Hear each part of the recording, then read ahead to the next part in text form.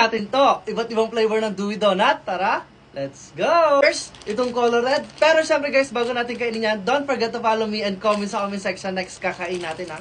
At eto yun, tikman na natin.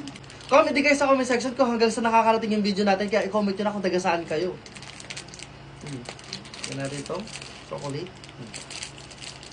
Tikman natin. Yan. Ang sarap na to.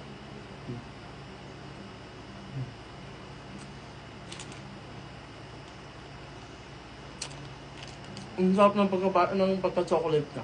Next naman, yung color blue. At eto yun. Tikman na natin. Wow. Tikman natin ito. Ayan. Sarap nyo. Next naman, yung color pink. At eto yun guys. I-comment nyo sa comment section kung ano mas favorite nyo dyan sa flavor na yan ha. Tikman natin. Ayun. Strawberry. Nag-melt siya. Mas masarap to.